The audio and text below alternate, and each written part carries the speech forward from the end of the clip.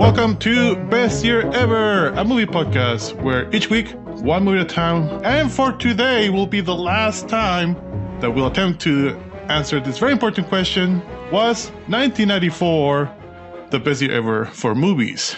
I am your host, Jesus Gonzalez, and with me is the preeminent, the notable, the no, I already said amazeballs. I'm trying to say all that I haven't said before. The spectacular, I might have said spectacular, the prodigious, the tremendous, the epic, the almighty. Oh yeah, brother. Casey Glynn. Hi, Jesus. Hi, Casey. Nidia called me out that I've been repeating myself too much. Nice. So I'm trying to do. This is probably the second to last time I do it. No, it'll be two more.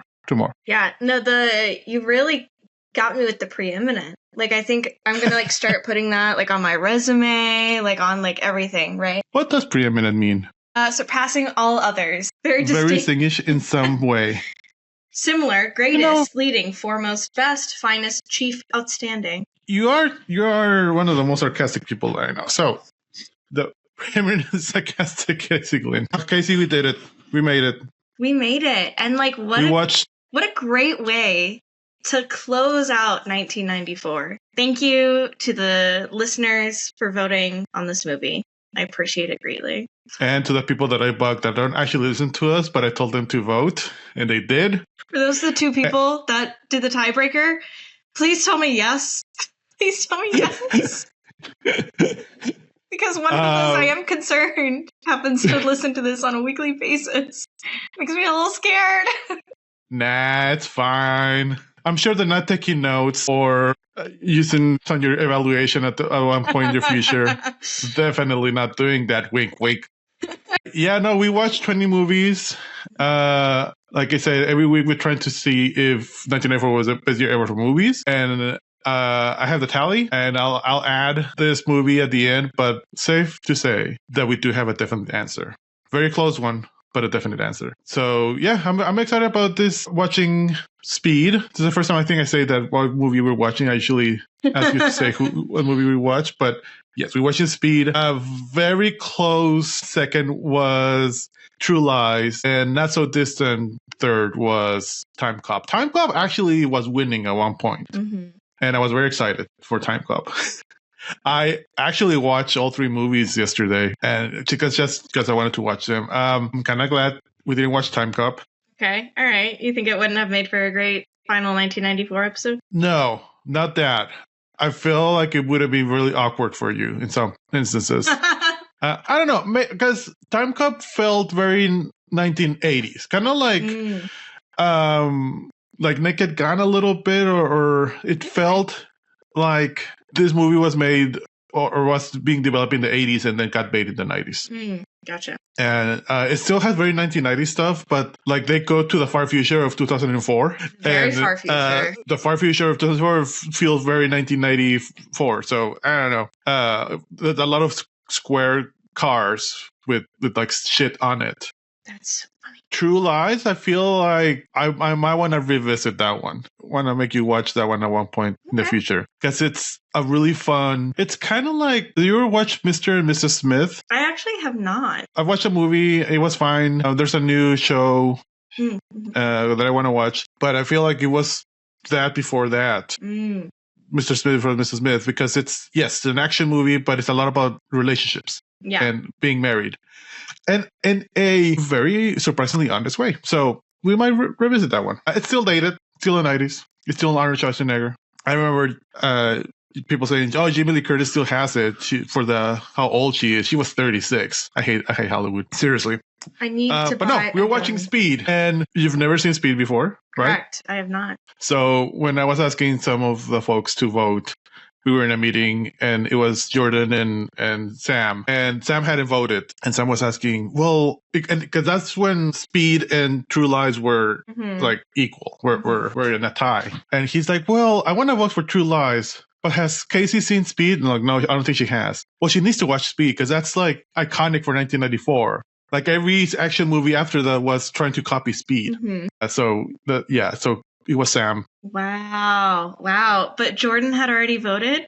Jordan voted earlier, but yeah, he voted for Speed. There's another girl who also voted for Speed. You don't know her, but she voted for Speed because of Keanu Reeves. Ugh, obviously. She's my bestie. Thanks, girl. Appreciate it. Shout out to you. Abby. Shout out to Abby. Thanks. But how you feeling after watching Speed? What are your feelings, immediate feelings? The 2 hours went by quickly. And I have to say, very similar to how I felt about Blackberry.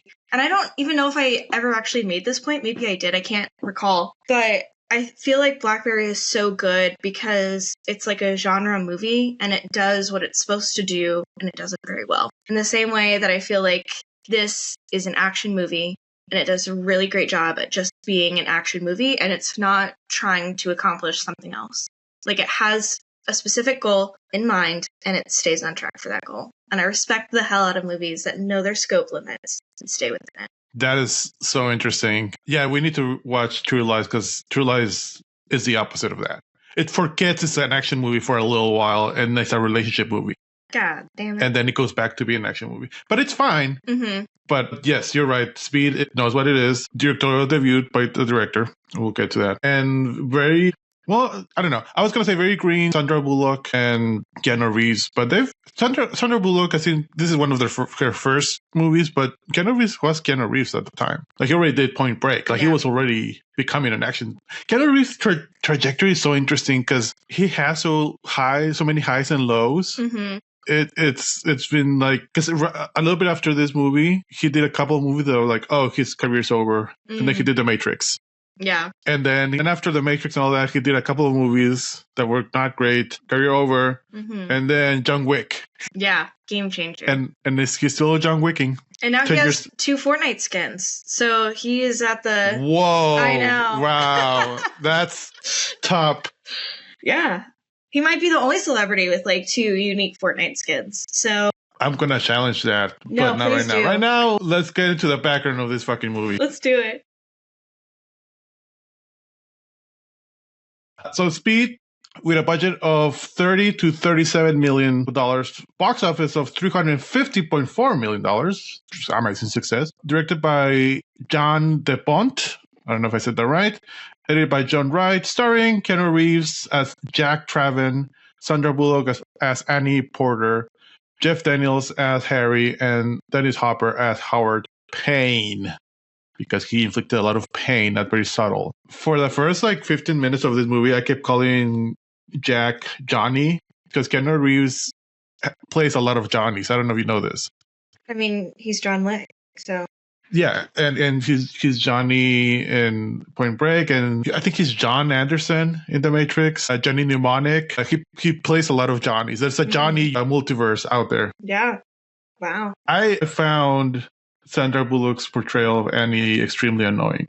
She was an incredibly annoying character, I agree. Especially in the first part of the movie. And then she finally kind of got her shit together and it was fine. But did she though? Yeah. Yeah. You told me, we were texting when we were watching this movie, and you told me that the script is whack and it's all quotes. Yes. And I feel like Sandra Bullock was also all quotes, but she didn't deliver it as well as Keanu Reeves. Yes. Keanu Reeves was all quotes. Yeah. But he delivered. Yeah. God. And honestly, so did Jeff Daniels. I'm so sad that you haven't seen Dumb and Dumber. Because Jeff Daniels is half of that. And it was so weird. When he was a kid, it was so weird to see him in Speed, but I knew him as the Dumb and Dumber guy. I already have some fun facts for the background of this movie that I want to talk through. So... this one I think is really fun. So a 20th Century Fox producer realized they might have a hit movie on their hands when he noticed that during test screenings, audience members would walk backwards when they needed to go to the bathroom. So they would miss as little as possible. I think... You know what? Mm-hmm. I can relate to that. I've done that. Yeah. And I think if I had a movie and I saw somebody reacting that way to my movie, I would be like, yeah, I achieved creative purpose. Check.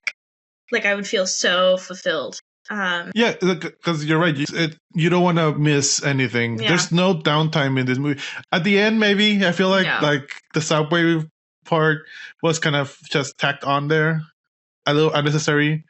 But yeah, you don't want to miss any part of this movie. No. Okay, so some other fun facts. Quentin Tarantino was offered the chance to direct this movie, but turned it down. He later named this film as one of his 20 favorite films since 1992. Oh, wow. Yeah. Yeah.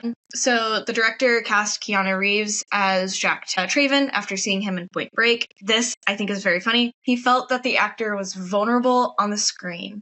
He's not threatening to men because he's not that bulky, and he looks great to women. I Nailed it. That. Yes, he was absolutely right. So that's exactly Keanu Reeves. Yes. He also insisted that Keanu Reeves get a sensible haircut that would befit a hardworking cop. The 20th Century Fox executives were horrified when they saw the buzz cut he adopted for the film, going so far as to threaten postponing the film so he could grow his hair back. But I have to say, I think buzz cut Keanu Reeves, chef's kiss.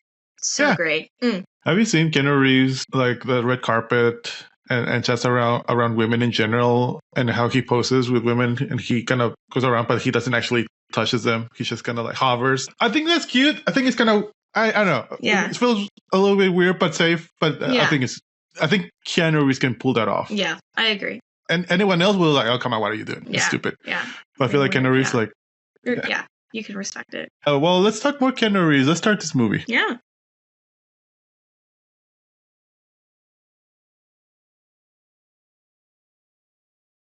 So, Los Angeles Police Department, LAPD Special Weapons and Tactics, SWAT officers Jack Traven and Harry Temple are called to a Los Angeles skyscraper where a bomber, played by Dennis Hopper, is holding an elevator full of people hostage for a $3 million ransom, threatening to blow the emergency brakes, keeping the elevator from plunging to its doom. So, right off the get, we see the security guard, after an incredibly long fucking intro credit sequence. So long. It's so long. They could have done something better. I feel like Iron Man, the first Iron Man, was a peak of this type of like credit scenes. Like they have to have credits, but it's interesting what they're showing at the beginning. Yeah. I feel like this is them trying to have some interest. Yeah. But yeah, it felt too long. No, I was like, where the fuck is this bus? Why are we in an elevator shaft? Why are we in an elevator? It's called Speed. Why are we going so slow? Right. But we see this like security guard like come down to like the basement to like just check to make sure like everything, like just doing the rounds, right? He sees somebody down there. It's the bomber. He walks towards them and he's like, this is restricted area. And the guy's like, yeah, I know, blah, blah. And he's like, I need to see a work notice. This is what he does. There's like a work notice piece of paper. And then, so like on top of the back, instead of grabbing it, he like reaches underneath it, grabs something else, holds the piece of paper on top. And so like both hands are clearly full. And he stabs the guy in like the side of, like probably in the temple or the ear. I don't know. And kills him. I think that guy was very underprepared, not very observant, could have avoided his own death. Lazy. I thought he was going to take out a gun. Like, and I feel like... Yeah, it looked like a goddamn screwdriver. Also, I need to see that scene again, but how was he holding that paper and that screwdriver at the same time? He has no thumb. Maybe he was holding the screwdriver, like just with his fingers and like the palm of his hand. Yeah. And just went... Yeah. I'm looking at this now. Mm-hmm. But yeah, it immediate. I do like that there's an immediate introduction to the bad guy. Mm-hmm. And he holds the paper with his 2 fingers. There you go.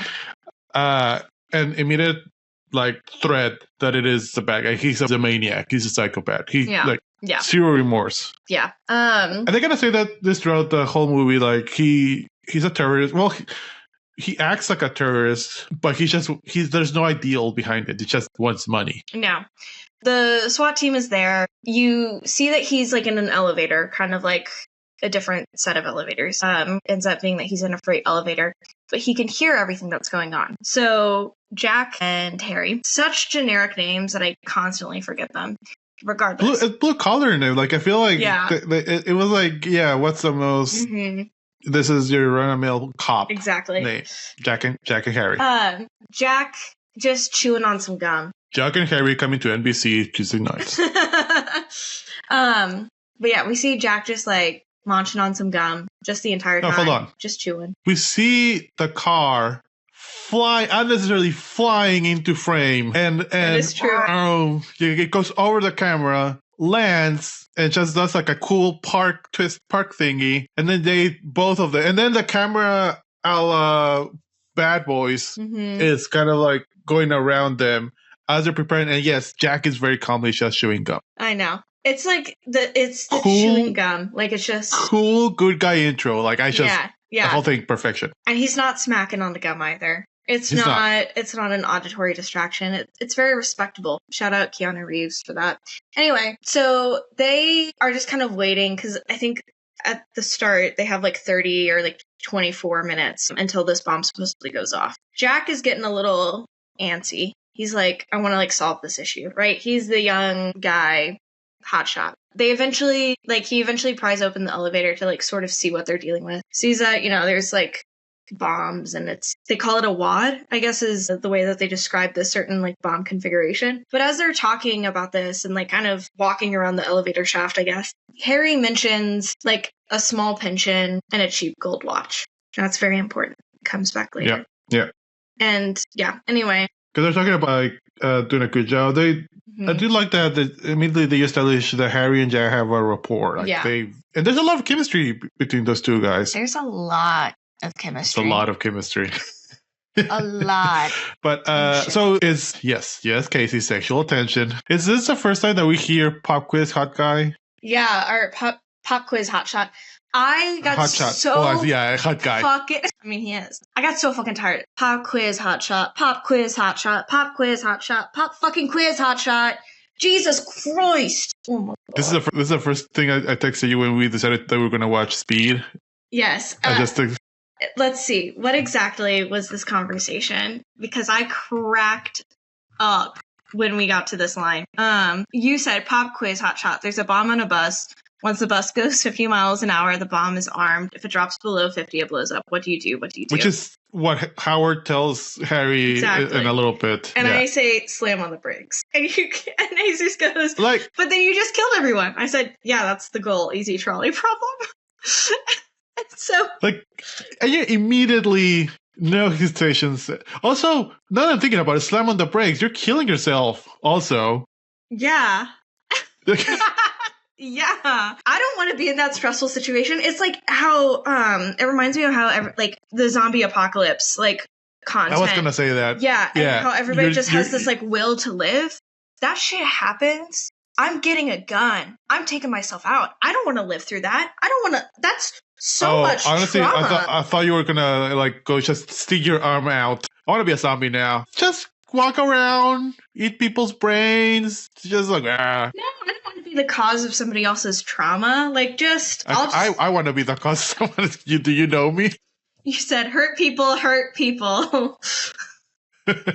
Oh my God. But anyway, Speed. Yeah, Harry asks a similar question to Jack where it's like, pop quiz, you have a hostage, what do you do? Jack, in his young, naive, I don't care about anybody else way, says, shoot the hostage so that it's no longer part of the equation. And I was like, okay. I was like, not me and Keanu Reeves having low-key kind of the same answer, just take out the hostages, easy. No. He said shoot the hostage, not kill the hostage, then kill myself, and then just everything explodes. That's what you said. Keanu Reeves. No, you don't. LOL. Okay, so... By the way, I told you this, but the walkie-talkie in the neck thing is... so cool. Coolest thing ever. I've always wanted that. That's also kind of hot. It looks something's about me. So hot. No, it looks like a kind of like a choker. It's stylish. Yeah, no, I know. I just want to pull on it. Okay, different. Anyway, so Jack goes up to Jack and he brings Harry with him, goes up to the roof of the building and sees that there's a window washing crane and gets this brilliant idea, gets a little cocky with it, that they're going to take the hook for this window washing crane and they're going to hook it on to the elevator. But at this point, they've already talked to the hostages, right? I think. No, they're yeah, we're the LAPD. That's all they say. Because yes, because the hostages fucking clueless. They have no idea what's going on, which is incredibly risky because there's a bomb attached to the hatch of the elevator. So if anybody in their right fucking mind got the idea to open up the hatch, which I feel like somebody would have inherently done, right, is to open up the hatch of the elevator to like maybe try to get out or like to assess the situation. You know what? I've been thinking about this honestly because one of my biggest fears is to get stuck in an elevator. Luckily, I've never been stuck in an elevator, but I don't think in real life anyone would do that. Please, someone out there, let us know if they've done that. But like, that's something common in movies. But like, put yourself in that situation. You don't know what's going on. You have some communication with the outside world, presumably because they know someone's coming. I'm not touching any hatch or anything. Like, I'm in a shaft.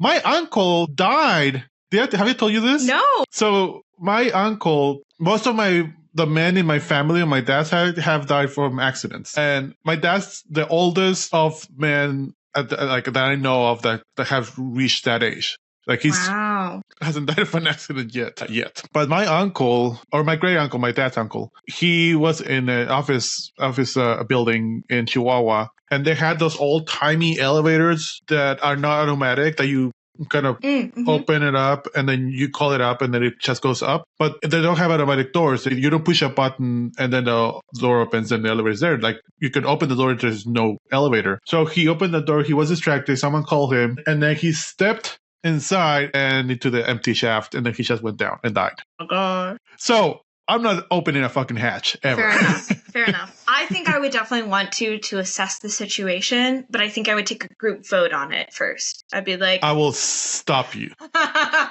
Fair enough. But okay, so they don't say, I will pee on it so you don't touch it. So nobody tells these fucking hostages, hey, don't do shit. Don't try to be a hero because there's a fucking bomb all strapped up to this elevator and you're being held for hostage. Nobody did anything wrong. Just remain calm. Nope.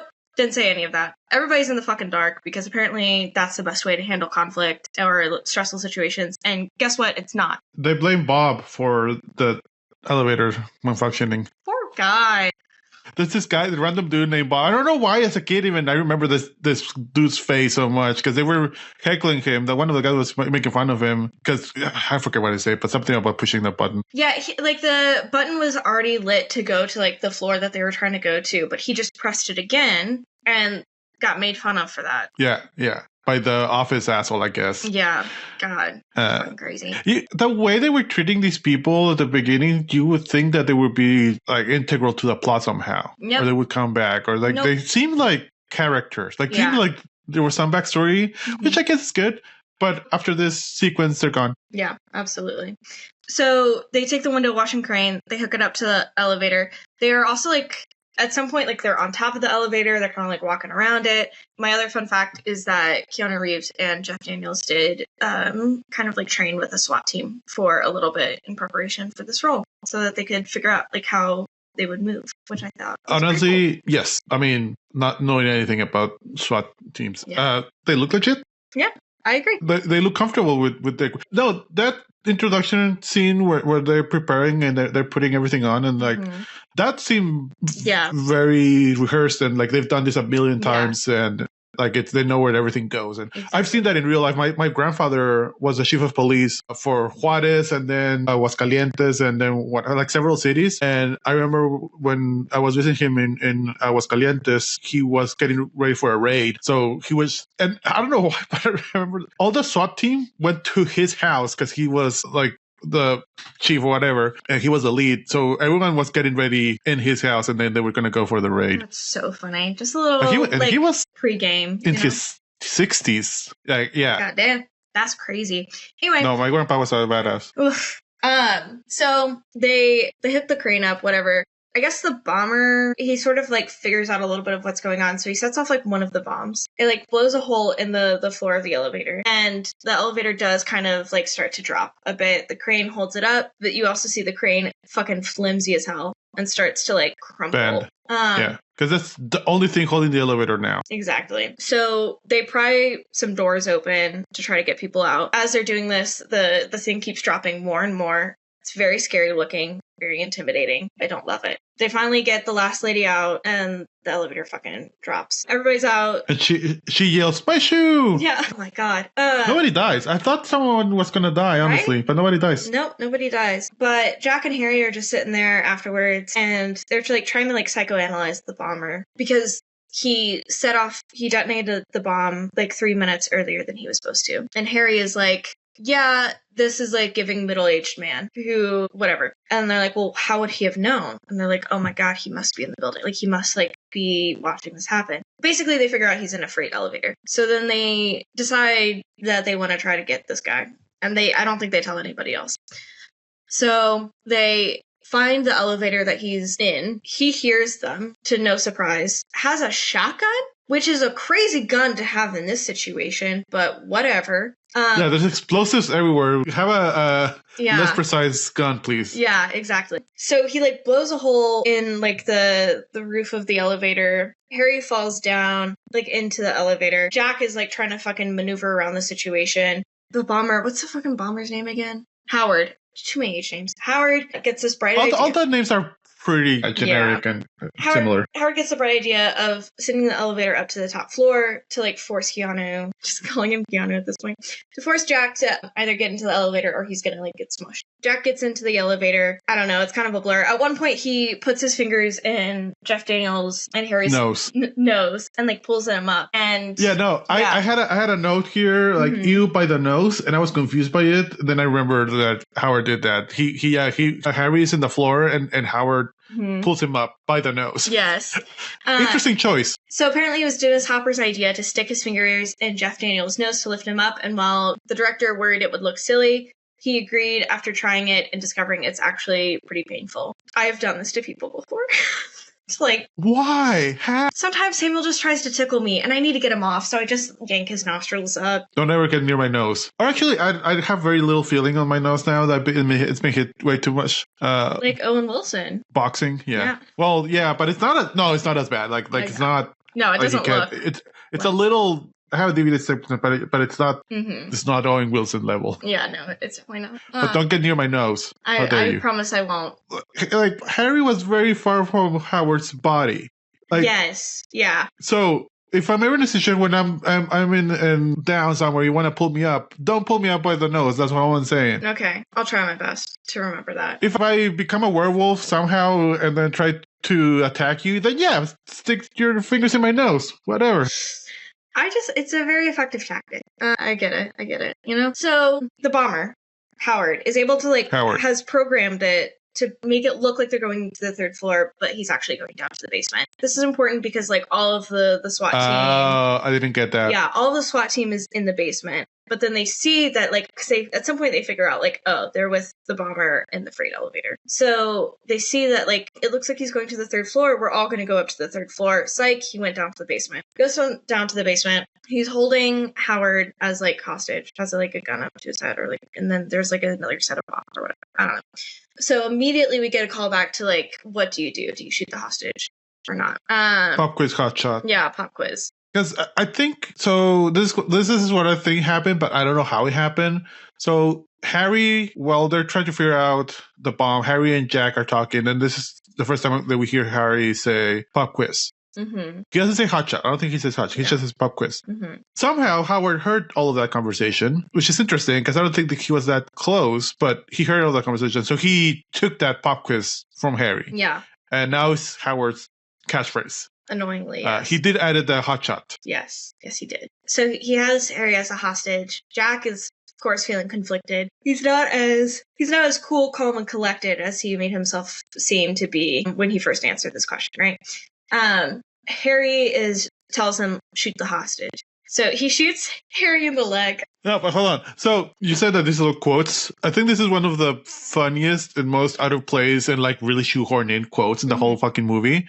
Howard has Harry by the neck, and Harry was like, fuck you. And Howard says, in 200 years, we've gone from I regret but have one life to give to fuck you. God, that made me want to become a bomber. That was just... This is... what's the character's name for Texas Chainsaw Massacre that with all the quotes? That's that guy's level of... I just want to sound smart. Yes. So here's a quote. Yes, 100%. 100%. So Harry gets shot in the leg by Jack. Harry falls to the ground. Howard backs up. Very slowly. I don't know why Jack doesn't shoot him there. I know. Yeah. Whatever. And boom, bomb goes off. They think Howard died because they're fucking idiots. Anyway. So bomb goes off, knocks Jack out. Supposedly, presumably, also Harry. We don't see it. And then And then, cut to the next scene. But I feel like it wasn't enough of a big explosion to think that, like, everything. I think they think that because Howard has some explosives on him and he's threatened to explode it.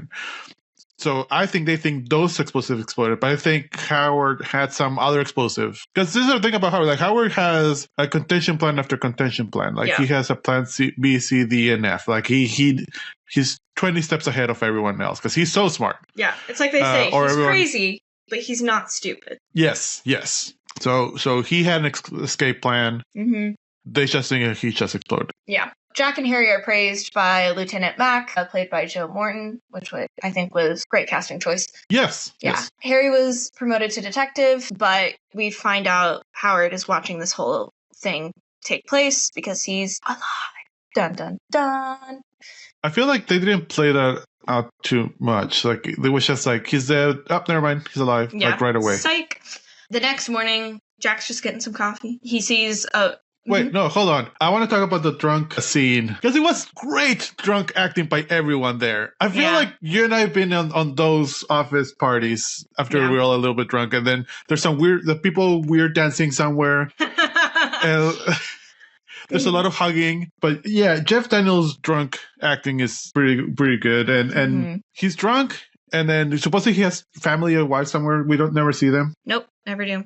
But he just says, I'm going to go home and have some sex. Very funny. And then leaves. Yes. I'm like, yes, love it. But he doesn't leave on his own. Because, he doesn't. Jack follows him. And I was like, I'll drive you home. Mm-hmm.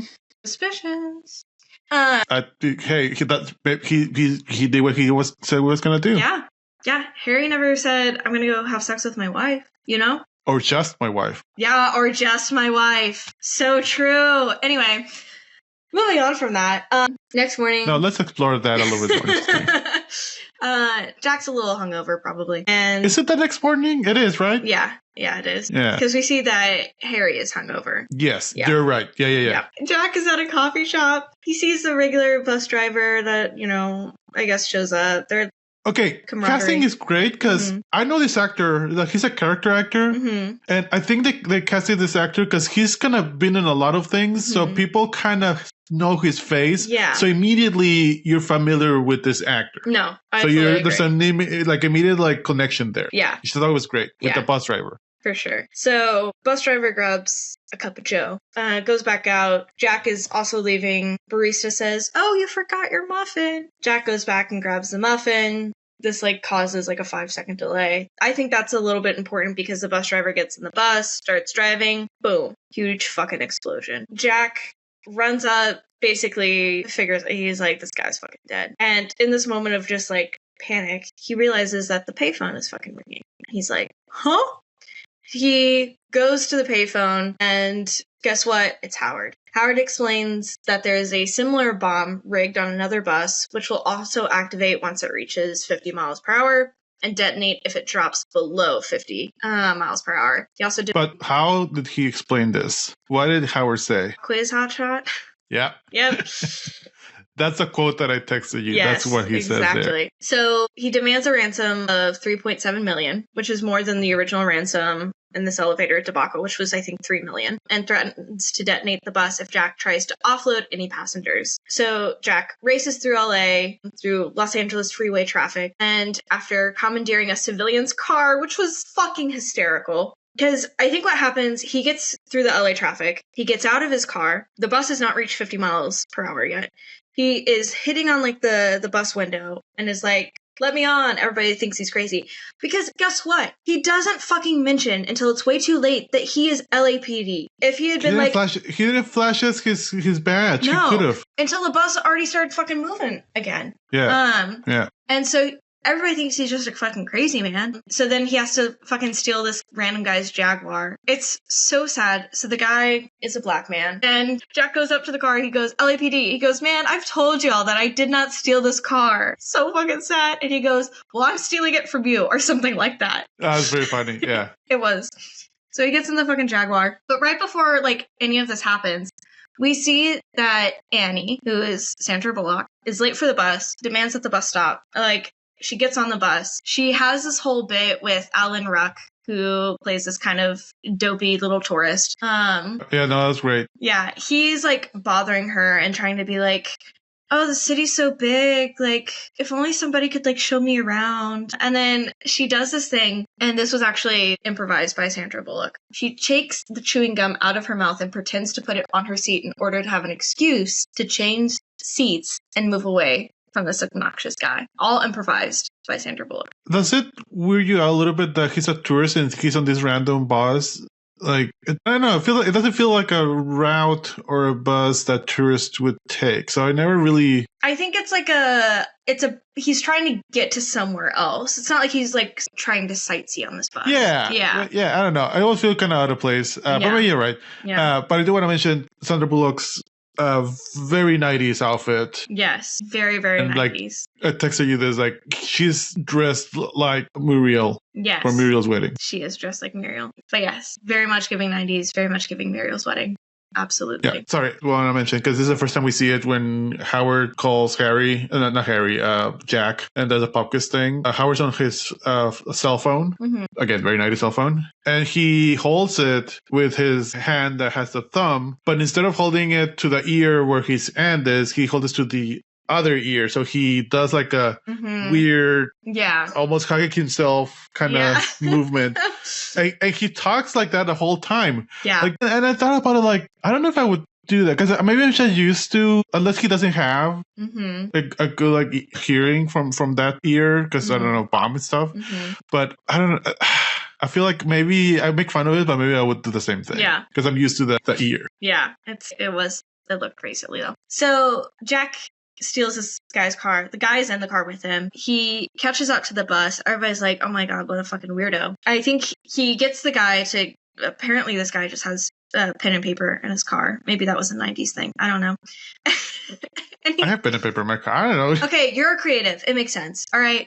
You just be drawing, at a moment's notice, I'm sure. This guy could be a creative too. That's fair. But he has a Jaguar. So yeah, fuck you. Yeah, that's what I thought. So he said, grab a pen, paper, write on the paper, bomb on bus. So he writes it down, and he's like, oh shit, this is a serious situation. He tries to hold it up. They cut off, they're in front of the bus driver. He tries to hold it up in front of the bus driver. The bus is still not at 50. No. The bus is getting up to 50 at this point. Yeah. Before, when Jack was trying to catch up on the bus, it wasn't going 50 yet. Yeah. He was trying to stop it, but then at this moment, then that happened. Yeah, I think it's already at 50 because they have like a moment of panic right after. The piece of paper tears off and it lands perfectly on the windshield. None of the other passengers see this, which I think is a little wacky. Like, I would keep my eyes on this situation because I'd be very intrigued by what the fuck was going on.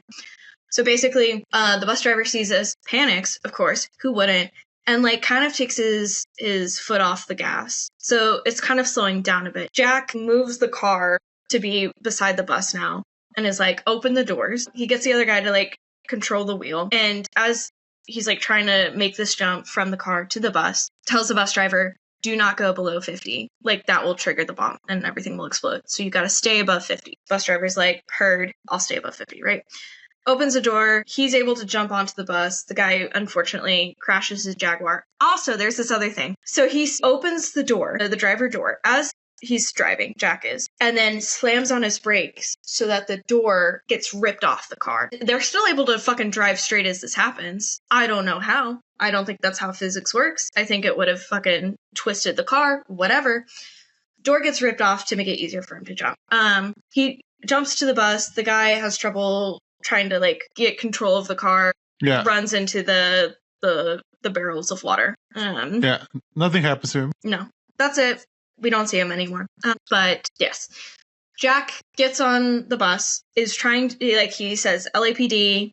But he still doesn't say anything about. And once again, bad things happen when you leave people in the dark, because there's this criminal, unbeknownst to us, on the bus, fearing that Jack is about to arrest him. Or nondescript Hispanic man. Go on. Yes, a nondescript Hispanic man. And I guess he thinks that maybe this crime, which I'm sure wasn't that bad, but he thinks it was bad enough to warrant a fucking cop doing everything he could to get on this bus. So he gets a little nervous and he takes out his gun. Him and Jack are at a standoff. Because guess what? Jack's a cop, also has a gun. Jack is like trying to explain to him like, hey, this is not about you. It's okay. The guy is getting a little bit calmer. Like, Jack puts away his gun as like a sign of good faith. And this undescript Hispanic man is like, you know, getting, like I said, a bit calmer. There's a construction worker who decides, I want to play hero. Gigantor. Yes. And fucking tackles the guy. The guy, in this state of alarm, accidentally pulls a trigger, shoots the bus driver in the arm. How was your heart rate at this point?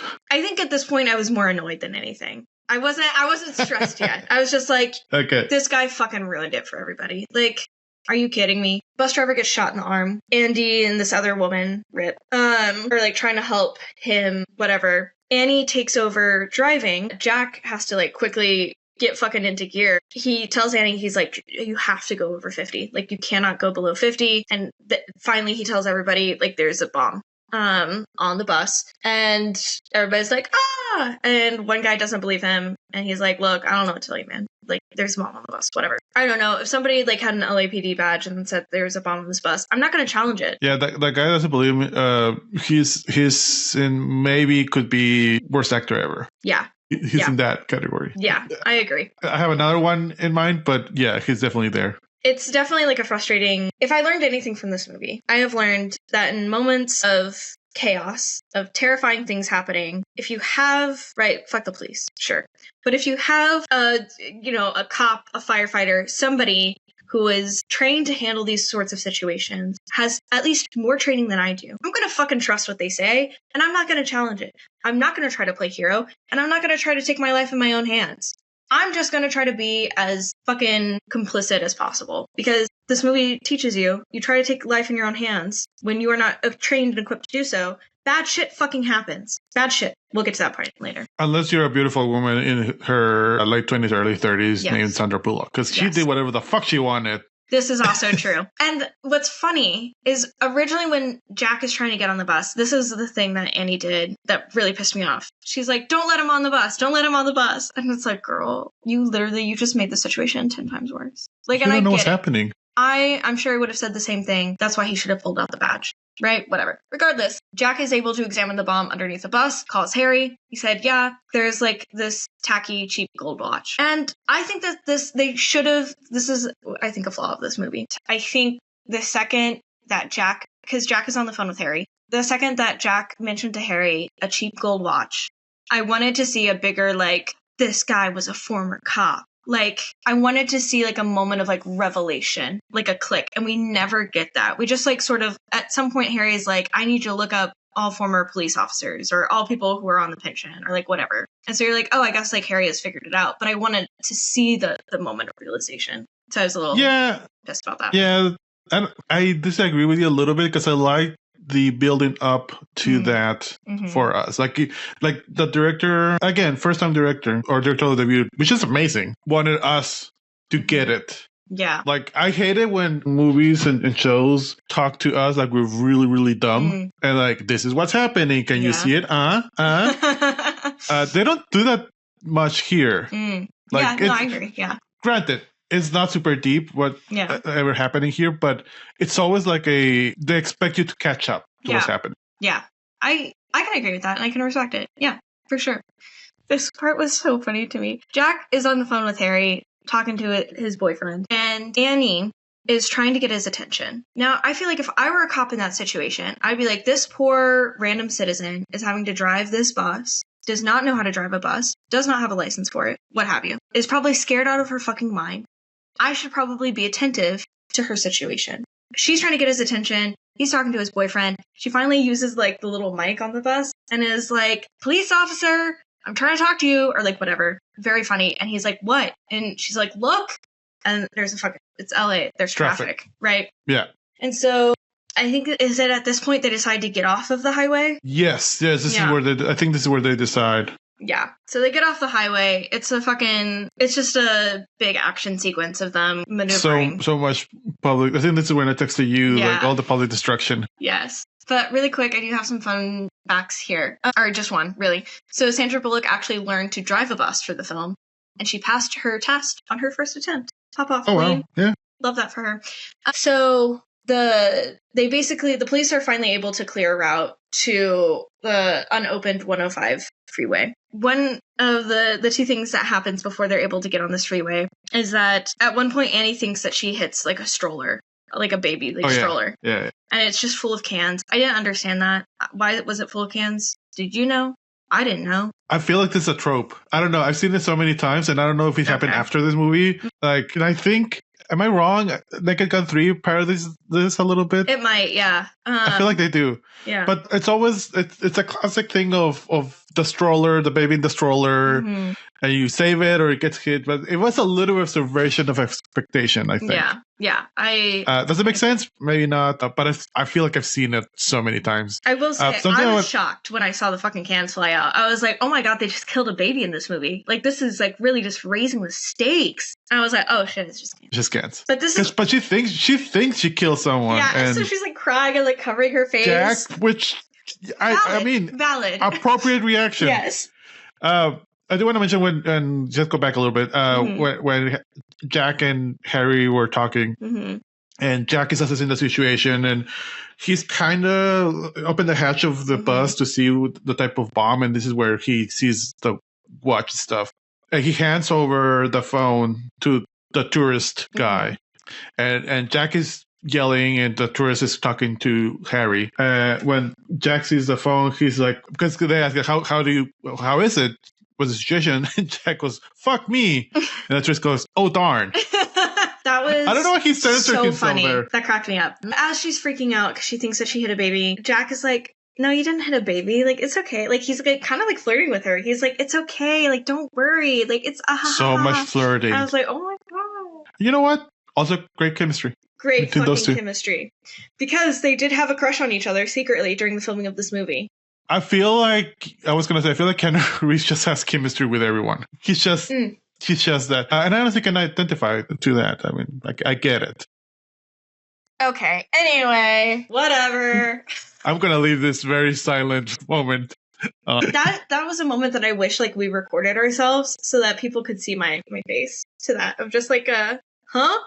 They get on the freeway. Mac and some other officers are on like a flatbed truck. They're able to like align perfectly and like stay in sync. Mac is like, we gotta offload the passengers. Jack says, no, you can't fucking do that. He is watching. He will know, and he will blow up the bus. Sorry, right before they get on the freeway, like they have to do like a really sharp right turn.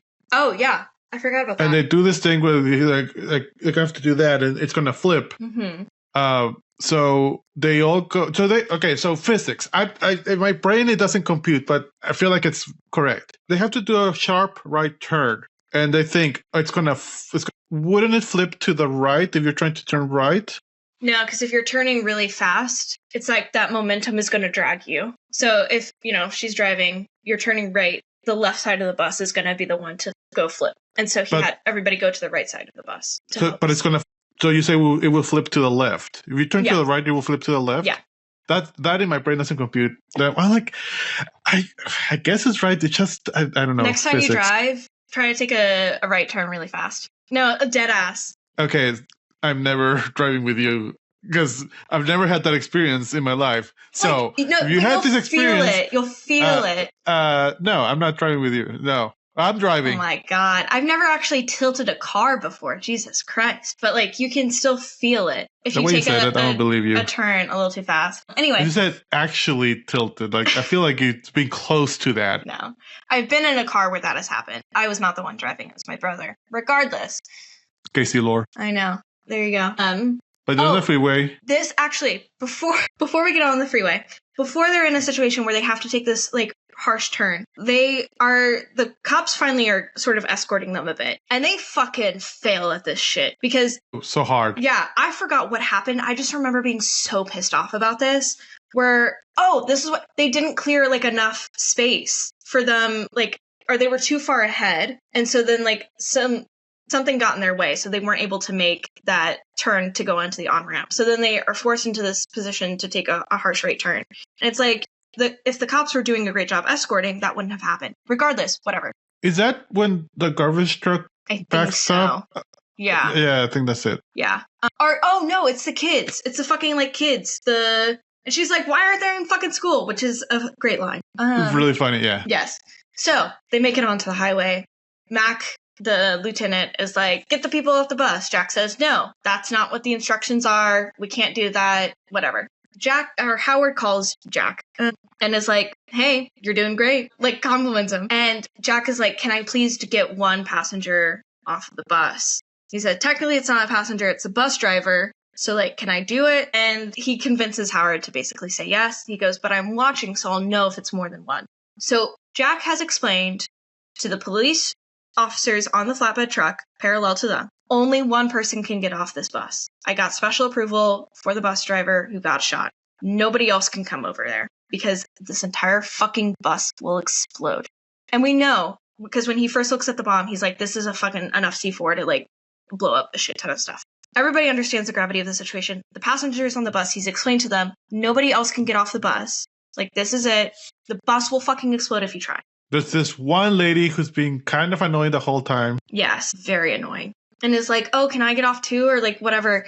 Her name's Helen. They are able to get Sam, the bus driver who was shot, off of the bus. And then the cops do this fucking annoying ass thing where they're like, lady, come here, like, jump off the bus. After Jack has already explained to them the gravity of this situation. And they're still like, come on, come over here, lady. And like, it's like Lady Macbeth, where like she is just like wandering around in this haze of like, what? Like, I don't like, but like is under this impression of like, I have to live. And I hate this trope in movies. And I have to believe that maybe it's like a real thing of like, I have to live. So I'm going to do the thing that I've been told not to do, because if I do it, I will die. So like, I'm really just gonna like, I don't understand it. I don't fucking understand it. Regardless, anyway. Well, it's kind of like you just said earlier that if you're in a high stress situation and you got a position of authority, a cop there telling you something to do, then you do it. Yeah. And like here's kind of the same thing. Hold on. Yeah, you're good. Dogs. It's a dog or something.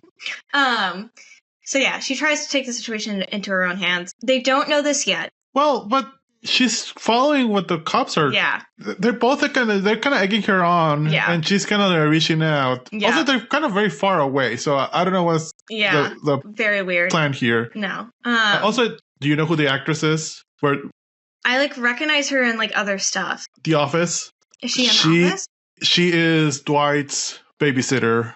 When they go to season 4, Michael, Scott, and Jan. Mm-hmm. Yeah, Jan. The dinner episode where they goes about like getting a vasectomy. Snip, snap, snip, snap. And Dwight shows up with a date that was his babysitter. That's her. That's so funny. That's hysterical. And actually, the Office ladies, shout out to Sam. The Office ladies interviewed her. They talk a little bit about this scene and her experience and Speed. So if you want to listen to her point of view of this scene, go listen to the Office ladies. It is episode 163.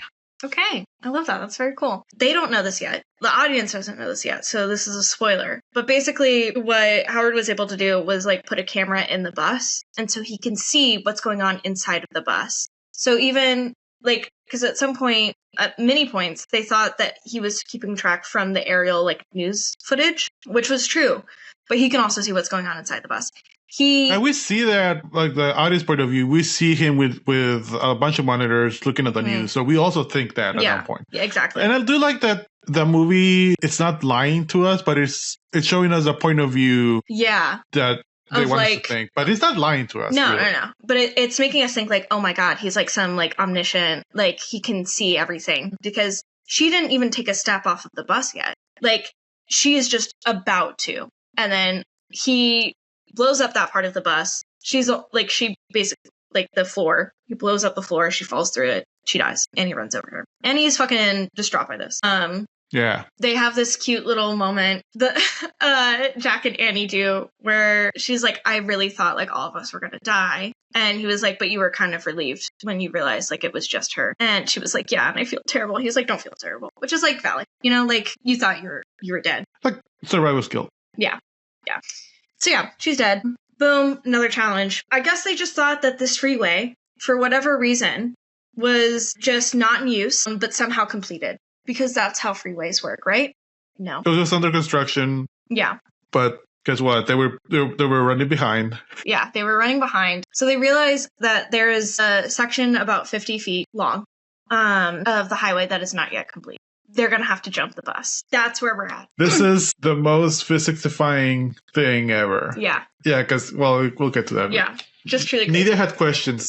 I love that. And she's an engineer, so you know it's bad. But so the bus jump scene was not in the original script, but the director came up with the idea one day when he was driving around LA and noticed that one section of the 105 freeway was actually missing, which I think is very funny. And so the 105 had recently been completed, but not opened at the time of production. So the filmmakers were given all the time they needed to complete the freeway scenes without the hassle of closing down a major highway, which I thought was very cool.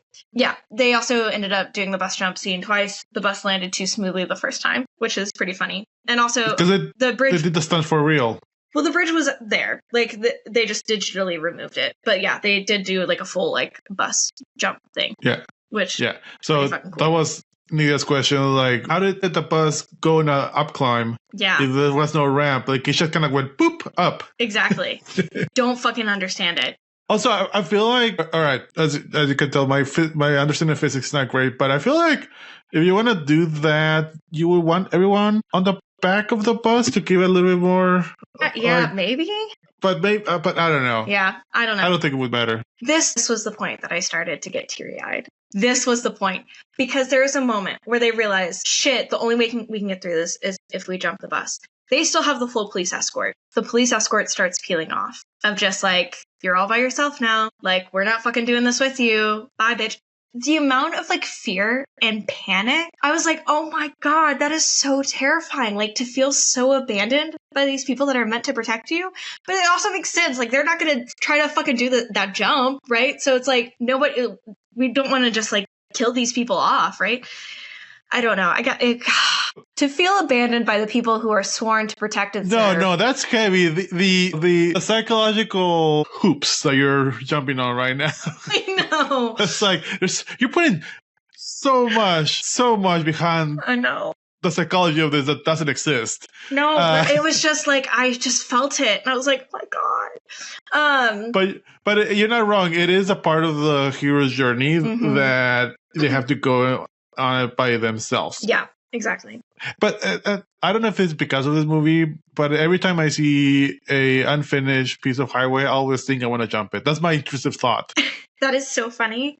And there's one by the office, and it is not a route that I take often, but when I do, I see it, and it's literally like that. It just kind of goes off, but there's no landing. It just goes off into infinite. Like it's just that. It's just there. And I'm like, I want to jump that. That's so funny. So Jack gets Annie to like hit maximum speed because like that's their best way to get to make this jump happen. He tells everybody to like duck their heads. This nondescript Hispanic man who's a criminal was originally handcuffed to the bus. He like unhandcuffs him so that he can like properly like protect himself, which I thought was sweet, nice. He is actually doing his job that he was sworn to do, which is to protect and serve. Regardless, they make the jump. It's fine. She hits her head. She's bleeding a little bit. Loki probably has a concussion. I would get somebody else to drive. I don't know. I think it's a little crazy that he just kept her driving. But they have another cute moment. Yeah. So they are able to do that jump. Jack, being the smart with it guy that he is, tells her to go to the LAX airport. Because guess what? Fucking runways, baby. You can just go in a circle.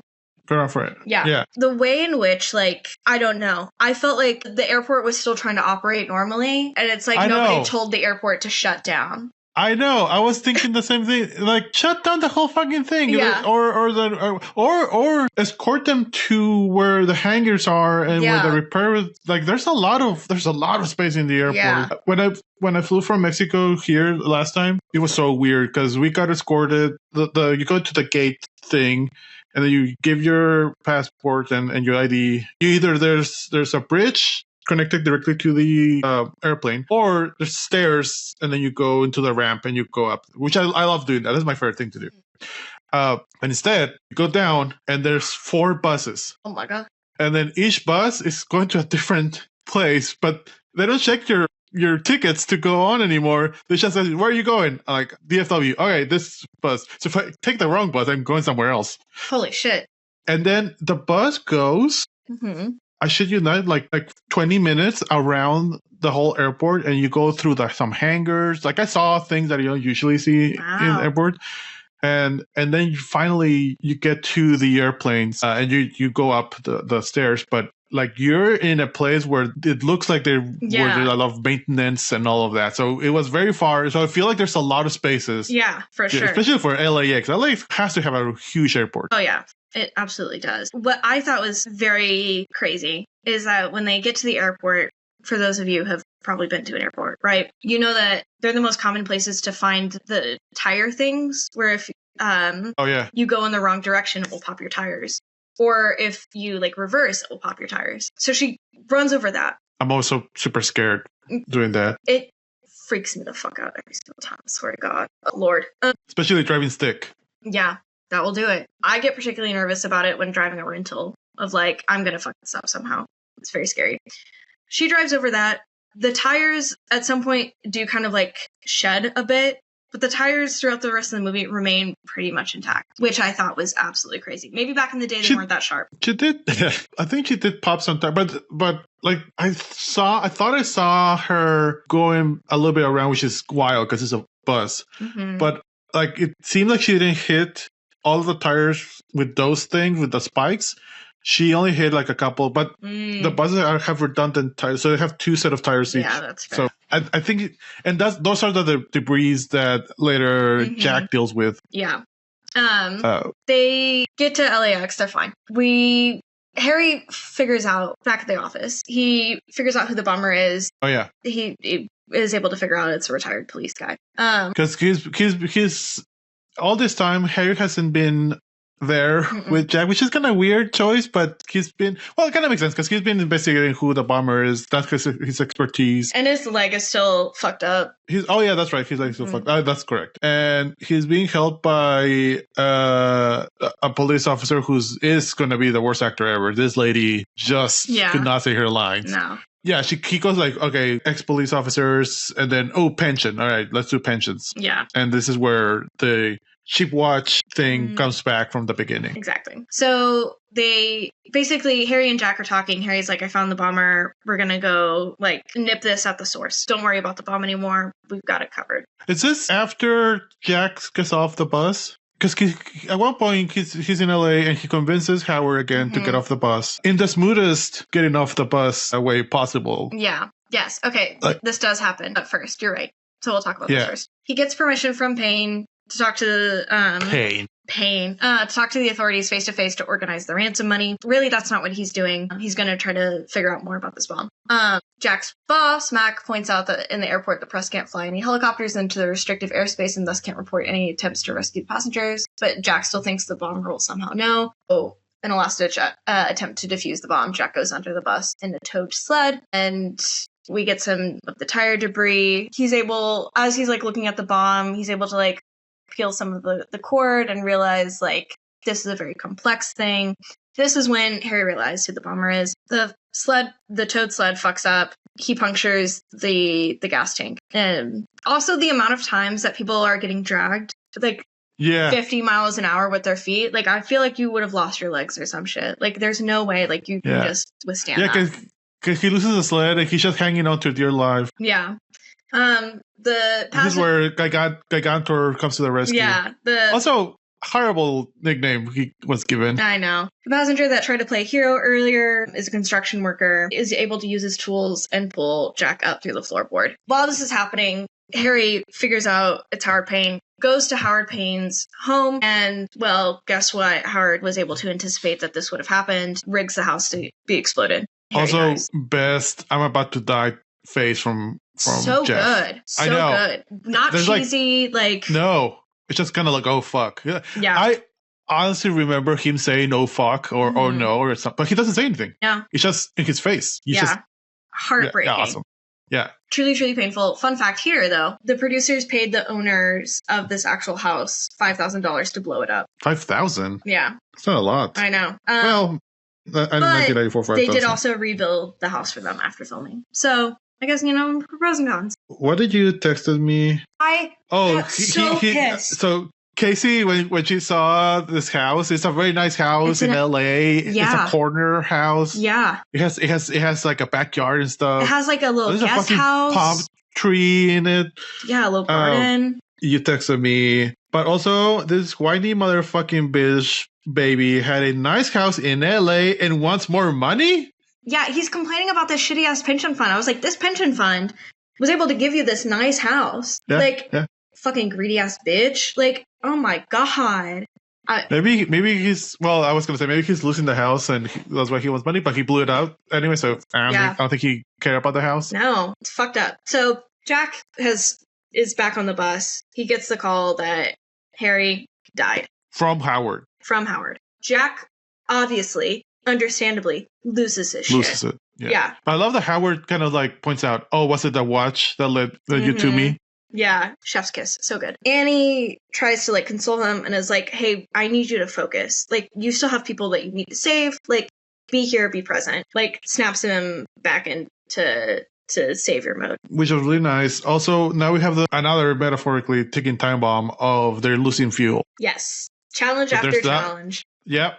Which I love. The movie does that really good. Yes. Jack figures out that Harry has been has a surveillance camera on board and has been watching the passengers through this, which once again has allowed him to be one step ahead of Jack at every moment. So he's talking to Mac about this. So Mac has a local news crew record the UHF transmission and rebroadcast it on loop to full pain so that they can offload all of the passengers onto an airport bus. Which I feel like Iron Man 3 did an homage of. So there's a point where Tony Stark goes to a news van and he wants to do something similar, like use their broadcasting equipment. Kind of feels like this. Yeah, I don't know. It reminded me of that. So I want to point out, and I think I'm trying to see the setup, because this is when we get confirmed that Howard is looking at them through the security, like a hidden camera stuff, and then you see in his apartment where Howard is all of the monitors that we've been seeing, but now we see this extra monitor that has the footage. So, but because you've seen this setup before, but you haven't seen that particular monitor. And I think the way the camera has been positioned is that it's just off camera enough, but you don't see it. Yeah. So again, it's not lying to you. It's just showing you another perspective. Very, very cool. I love it. And this works. The rebroadcast, it works. They're able to get all the passengers off successfully, very smoothly. Jack says to the passengers, like, no big movements for 5 minutes. Yeah. Just stay as still as possible. Yeah. And that's the loop they're going for. They don't even get to record 5 minutes. They record like a minute. And because like literally the bus is about to like run out of fuel, they have to like get going. They're able to wedge the gas pedal so that Annie can get off, and they like, rig the steering wheel. All the passengers are able to get off. It's just Annie and Jack at this point. They're able to use the floor panel. They like get on the floor panel that was raised so that they could pick up Jack from the bottom of the bus and use that to basically slide off of the bus. Yeah. But by this point, I think we already had Howard's instructions to where to leave the payment and all that, right? Yeah, this already happened.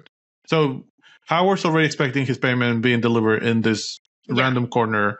It looks like a trash bin sort of situation. Classic. Yes. So... But with a twist, because it's Howard. Yes. What else is new? So they slide off. And the way that Keanu Reeves is holding Sandra Bullock. Oh my God. Did you wish you were Sandra Bullock? I wanted to be Sandra Bullock so bad. Hold me, Keanu. Oh my God. Just the way, like, she's... it was beautiful. It was so beautiful. They slide off. And the music. Yeah. The music is awesome. They slide off. And they hit all of these fucking cones. I feel so bad for them. That looks so fucking painful. But she got to be in the arms of Keanu, so it's okay.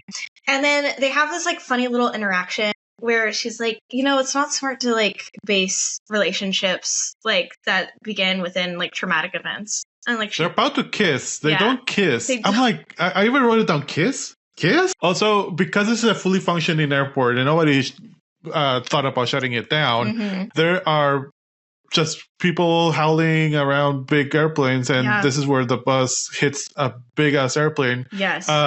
Big 90s explosion.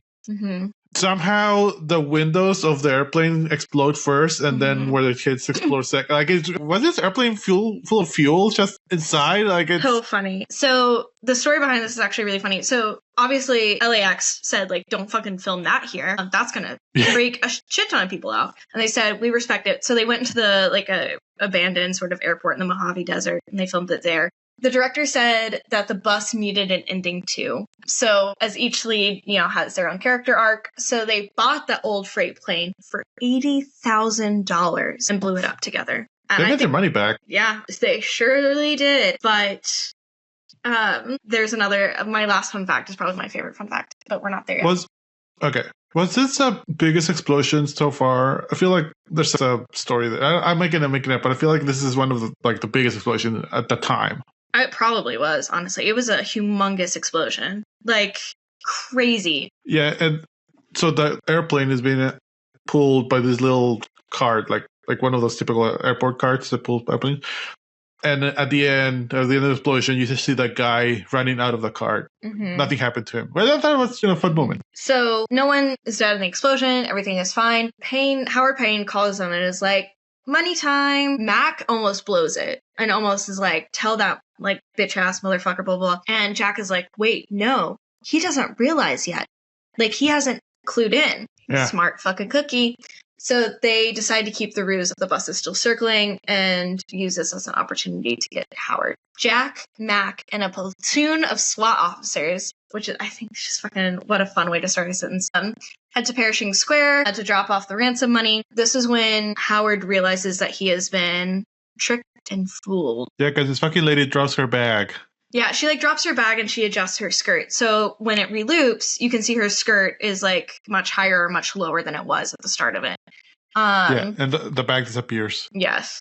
So his reaction to this was, I think, actually pretty great. It's what saved his role in this movie for me. When did you text me, is Dennis Hopper a bad actor?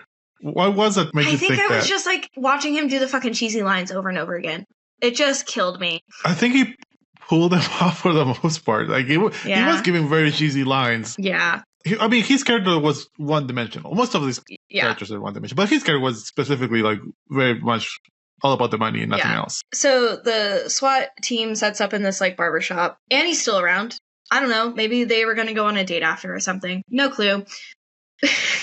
She's in the ambulance, and then the moment that she looks at her watches and she's bored, she gets out of the ambulance. I'm like, oh, this is dumb. Yeah. Like, once again, just taking life into your own hands when people who truly know better have told you not to do this thing. Jack tells her, like, stay here. Don't fucking get out. So Annie leaves the ambulance, standing right next to the ambulance. Howard puts on his old police uniform. Yeah. You can kind of see in the background, he has a mannequin with the police uniform there. And like, this movie's great at planting little things. Yeah. So he gets the police uniform on. He finds her. He escorts her. He's like, oh, Jack told me to take you somewhere else. Like, it's no longer safe for you here anymore. We see the money get dropped off.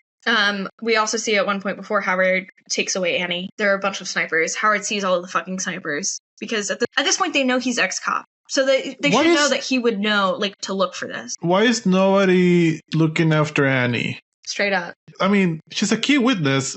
The bad guy's still out there. Exactly. She's very close to the action. Yeah. For some reason. Like, there's, like, why? No clue. But there's a great scene when you cut to Howard's face and he recognizes Annie. Like, I think, like, that was a great, like, like, I'm gonna do evil things face. Yeah.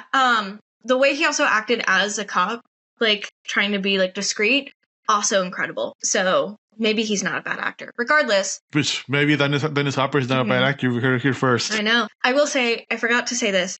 The way that they're able to realize that he was recording them from inside the bus is that on the phone, because this is actually really cool. On the phone with Jack, he calls Annie a wildcat, which I probably, similar to Jack, just thought it was some sort of, like, you know how people call women sweetheart or whatever. I was like, whatever.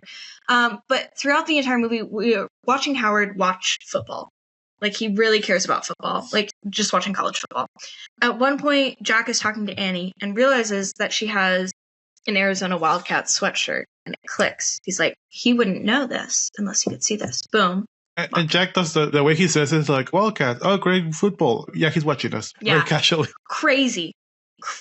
Okay, so I may be convinced otherwise, but I kind of hated this. Mm-hmm. Because to me, it was like what a coincidence. There's a couple of coincidences. This movie's full of coincidence, but there's a couple of them here where okay, sure. Maybe I can forgive that. Maybe Howard slipped up a little bit and mentioned that because that's something he's bringing because he's a fan and not necessarily in a people's frame. But if he hadn't mentioned Wildcats, I feel like there would be other ways of Jack realizing that they were being watched. Like, I feel like you could, especially back then, a miniature camera. They weren't that miniature, so maybe you could have seen it. I feel like I would have believed that Jack, like, he's watching us. There's a camera inside. Yeah. Because like he's always been watching, like he's always watching. So there has to be something else. Yeah. The other coincidence I kind of hated was when they decided to loop the footage, and when it loop, there's a little skip in the footage, and the camera pulls back, and Howard was in the bathroom. Oh my god, that was annoying. I was like, okay. Yeah. Because that felt like the director saying, people will think, well, why didn't he notice it? Mm-hmm. Oh, he was in the bathroom. Okay. Yep. Anyway. Annoying. So the police are like, why hasn't he come for the fucking money yet? That's crazy. Jack is like ping it. Like, see like where the location is saying it is. It's in movement. Turn the device on. Why wasn't it on the whole time? Because I got fucking cocky with it. It was crazy. So Jack fucking runs out there and rips open the trash can and sees that there's a hole underneath it. Classic. I know. He jumps down and is like, freeze! I see you! Says some fucking cocky ass line. Pop quiz, asshole. Yeah, does the pop quiz, asshole. Boom, it's Annie. Okay, this is another pet peeve of mine. It's kind of like the same thing as Reality Bites, where you don't see it because the camera doesn't see it, but if you were the character in world, you would see who it is. Mm-hmm. Here is like, okay, Jack didn't know it was Annie until she couldn't see that it was Annie from her silhouette on the back. Yeah. Like, Dennis Hopper and Sandra Bullock are not that similar. No, not in the slightest. Yep. But yeah, he only sees Annie when she turns around and sees like a bomb strapped on her. Yeah. So they also have a pressure release detonator. Pain appears and tells Jack that if he follows them, he will explode the bomb and kill Annie. Very, very giddy and gleeful Pain. Like he won. Yeah. He's very excited. He got his $3.7 million. So Howard enters the subway station and pulls out a machine gun, firing it into the air to scare people so he can get away from Jack in the confusion. He hijacks the subway train, threatening to shoot the driver, and handcuffs Annie to a pole. But unknown to Howard, Jack manages to sneak on board the train before it leaves the station. Howard then kills the train driver, who is also going to the radio for help, and hears Jack on the roof of the train car. Howard playfully jokes that Jack should accept a bribe and attempts to open the bag of his ransom money, but a dye pack goes into his face. And he freaks the fuck out, understandably. Yeah, so Well, I think it's around this time when, before they go into the subway station, that Howard and, they're too similar. Howard and Jack are arguing or are just throwing quips at each other. Mm-hmm. And Jack says something like, "You're fucking crazy," or maybe Howard says this to, I forget. Howard says this in response to, "You're fucking crazy. Poor people are crazy. I'm eccentric." Oh, because he's rich now. Yeah, that was funny. That was good. I'll let him have it. So his fucking money is ruined. It's no longer usable because of this fucking dye. Yeah, he opened it and there's a dye. He didn't think of that. He should. I know. He got too excited, I guess. So he starts like shooting at the train roof because Jack is on top of the train. And then does he give Annie the detonator? No, he doesn't. Who's holding the detonator? He gives Annie the detonator when he shoots the driver, and then he holds the detonator, and then he gets up to the roof of the train to fight Jack with the detonator. Jack was in the other train car whenever she was holding the detonator. That would have been the perfect time to kill Howard, to like shoot Howard, because she was holding the detonator. Perfect window, fucking missed. Anyway, they're fucking wrestling on the top of this. I hate it when a good guy and bad guy fight, like physically fight, and clearly the bad guy is less physically apt than the good guy. Yeah. Like peak young Keanu Reeves will kick at like just in a second, like just one punch, and Dennis Hopper is done. Absolutely. Right now, Keanu Reeves and Dennis Hopper fight. What Dennis Hopper, is he dead? He's not dead, is he? No, not yet. Oh, real life. Oops. Oh, Dennis Hopper did die. Oh, rest in peace. Anyway. 2010. Oh, ago. So they're wrestling like on top of the train car. And earlier before Jack found out, or before Harry found out, Howard, oh my God. Before Howard found out that Jack was on the roof, Jack almost gets fucking decapitated because there's like a little light. So he rolls to avoid getting decapitated. That's how Howard finds out that Jack is there. So now they're wrestling. Another light fucking pops up. So basically he just pushes Howard's face up and is holding like the detonator so that like whenever he dies, right, it doesn't go off. It's a dead man switch. So basically you have to hold on to it. If you let go of it, it will explode. So Howard gets decapitated. Boom, it's over. Yay. This is peak Howard. I am smarter than you. I'm always a step ahead. Oh, I should have said something with a head. And then this is when he gets decapitated. And I don't know if they ran out of ideas of quips or anything, but Jack replies to his I'm smarter when he gets decapitated. Well, I'm taller. That makes no sense. He was taller before he gets decapitated. Crazy. Anyway. So, but he did say after he comes back and Annie asks, where's Howard? And he said he lost his head. That was good. See? Because Jack had time to think about it. Yes. He was like, stupid. Yes. I should have said something more fun. And then when Annie's like, I got it now. God, so funny. So he goes back to Annie. This part felt a little bit cheesy because now the train rail is unfinished. Oh, did we mention that Annie has... Yeah, she is handcuffed around like a pole. Yeah. This whole time. Yes. So, but Jack is able to deactivate the vest. They realize that the emergency brake is broken. It's not going to work. The train is going to derail. Basically, they see it as like a death sentence. Once again, Jack is, he's not able to free her because of the handcuffs. They have this, it's like a beautiful scene of like, they're trying to like break the handcuffs. They're trying to like rip the pole off. They're trying to do something to free her. They realize it's not going to fucking work. She's like, you have to jump off this train. Like, you have to get off of it. Like, leave me. Like, doesn't matter. Just go. He wouldn't survive jumping off. No, I don't this think so. train. No. I guess he hasn't accelerated yet, so he might have been able to. But he took the vow. He swore to protect and serve, and he upheld that vow. He stays on the train with her. He accelerates it, hoping to, do a little jump situation again. Whatever. Very beautiful moment. They hug, like they're around the pole or whatever, and like she puts her like handcuffed arms around him. It's a very sweet little embrace as they await their impending doom. Jack accelerated to like max. Yeah. Speed. Yeah. Speed. I do like that speed was the threat before and now it's the solution. That's beautiful, Jesus. That's beautiful. Right? So the train derails. When it derails, I guess, I don't know, the pole breaks. They're fine. Everything's fine. Plows through a construction site. It bursts onto Hollywood Boulevard. The train is like on its side. Great miniature work. I feel like it's all miniature. There were parts of it that were miniature. Also, really quick, they're fine. They kiss, and he goes, I thought you said it was about to start relationships, like, based on, like, traumatic events. And she goes, well, we'll just have to base it off of sex. Fucking hysterical. So good. And then they kiss, and then roll credits. Well, because Jack's previous relationship was all based on sex. We know this. This is true. Harry. Yes, with Harry. Okay, so this is my last fun fact. It's my favorite. Movie's over. My favorite fun fact. Sorry. Mm-hmm. Last fun fact of 1994. Go on. Aww. The film literally ran out of money before it was completed. So when the film was first previewed for an audience, the subway scenes were animated storyboards. And the audience loved them so much, the studio came up with additional funds to shoot the scenes properly. Isn't that cool? Oh, that's cool. That's fucking awesome. I love that. So there you go. That's really cool. Wow. So they used the test to convince the studio. Mm-hmm.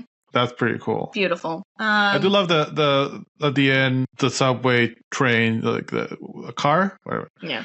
It's sliding. It goes out of the rails. It goes into the street. It slides on the street, and it barely bumps. Yeah. Like tourist van. It's hysterical. And that guy was like, "What the fuck, my van?" Okay, so and then they kiss, and they end. Beautiful. And then in Speed 2, Keanu Reeves isn't in it. She's dating somebody else. Yep. Fucked up. Keanu Reeves read the script and said, "This is stupid." Yeah. And he's not wrong. Exactly. So let's get through these awards. Let's do the awards. Yes. The last awards of 1994. So we got 3 awards. We got Best Actor Ever, Worst Actor Ever, Best Scene Ever.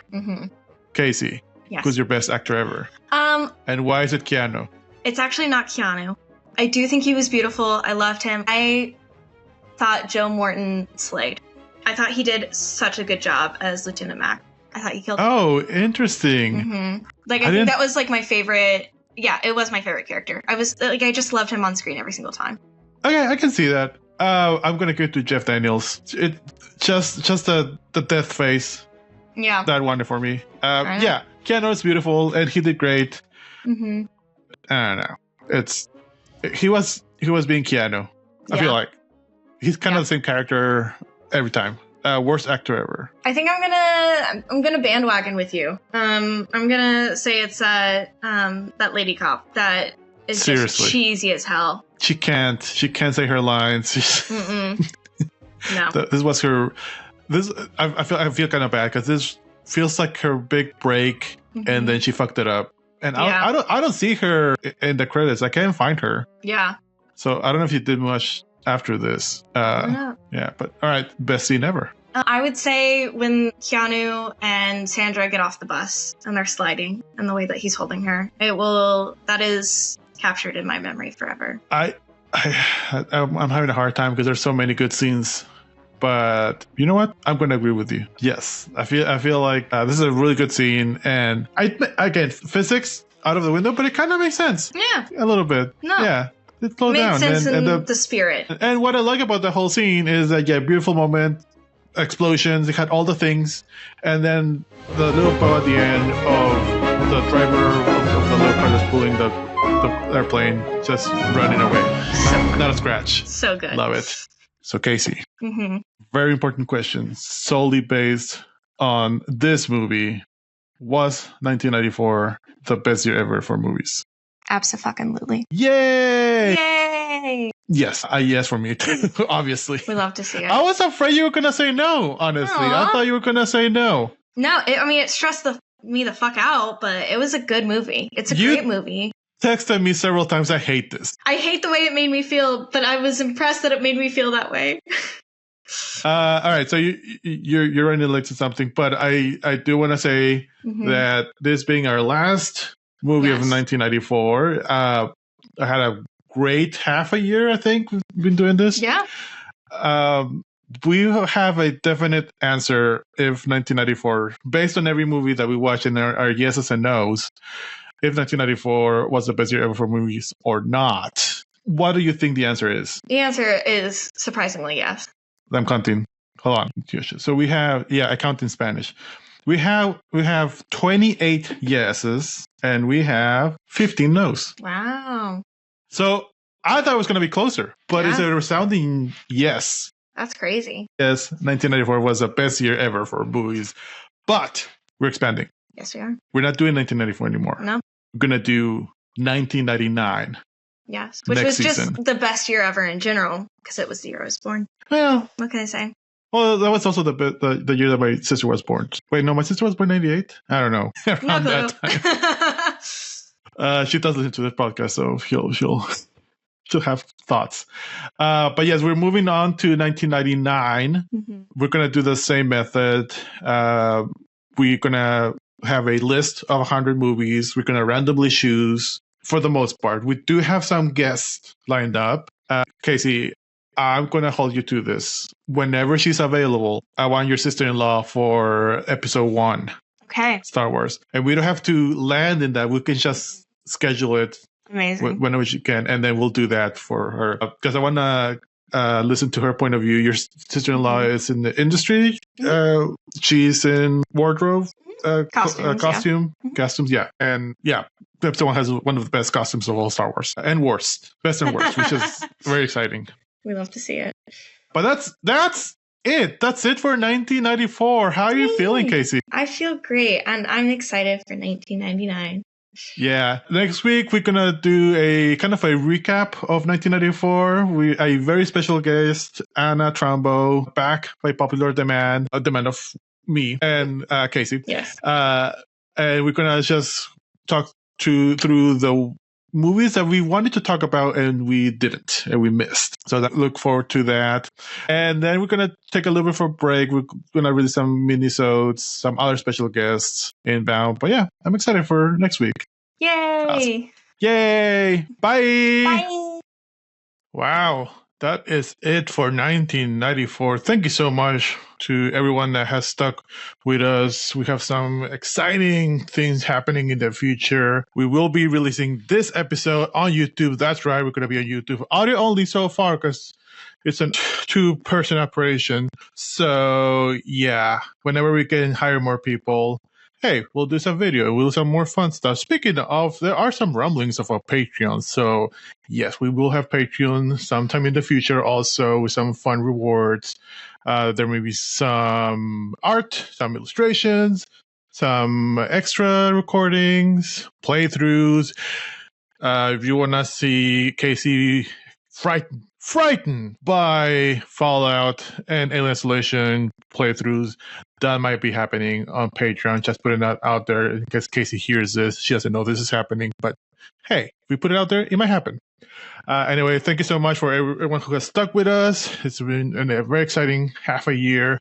We're very excited about the future. We're very excited about 1999. I compiled 100 movies of 1999 based on IMDb. And so far, I think I've seen most of those movies.